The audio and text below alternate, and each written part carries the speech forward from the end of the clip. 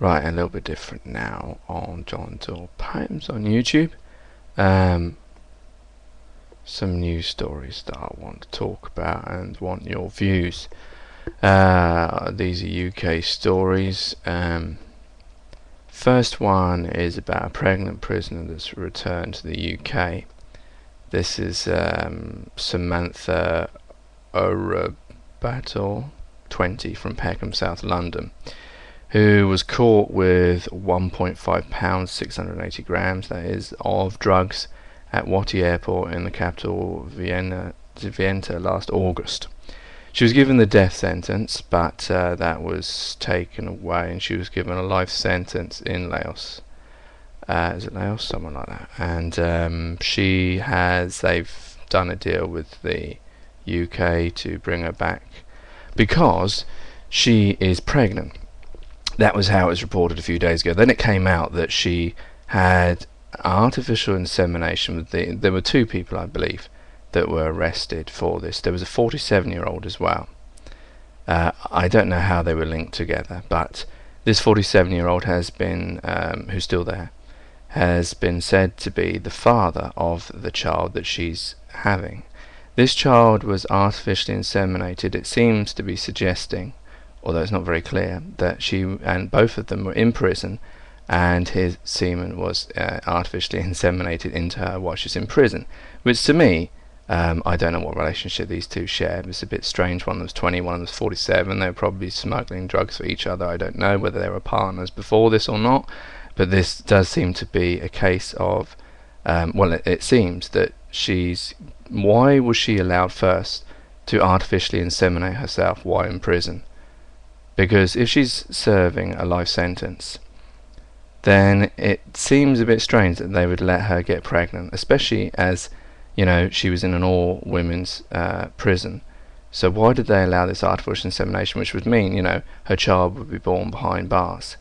To me, I don't know whether this has been a clever ploy by her or her lawyers to get her to be able to plea to come back to England and serve her sentence and have her sentence probably quashed, because a life sentence over there is a life sentence, whereas over here there's parole, and she'd probably be out in 12 years, and someone would probably argue something or other, and then she'd probably be out in a few years' time. She'd probably end up being out to have her baby, because they say that she can't have her baby. They're already questioning that she shouldn't have her baby behind bars. It seems to be that people who are just get punished, and people who are who are guilty don't anymore. It seems strange. I mean, why, you know, she shouldn't be having the baby in the first place. She committed a crime, either here or there, just the sentence is different. And so why should her, her sentence be any different? If they're going to move her over here, it should be exactly the same as it was there, unless for some legal reasons it's unlawful in some way.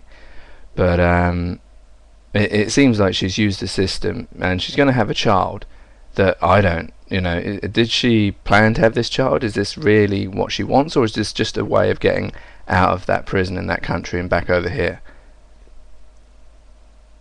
I mean, I question why she was allowed to be artificially inseminated in prison in the first place. And, and no one seems to be questioning that point, which is strange. But it does seem to be that nowadays justice just seems to have gone out the window. Obviously the other big case that I'm going to talk about now is Ronnie Biggs, the great train robber. I use that great in a... yeah, anyway, he's 80, is it? 86 or something today. And he has been released after having his parole refused a year back. If you remember, I don't know the exact story. But I think he was caught and then he fled. And so I think he would have spent, maybe, if he had actually stayed in prison, 12 years with the parole system. But he got away. I don't know how many years he actually ever spent in prison in the first place. He went to go and live somewhere where they couldn't extradite him back to the UK. He lived the high life, and then the minute he got ill, he came back to the UK, which I believe was because where he was, he would have had to pay for his care.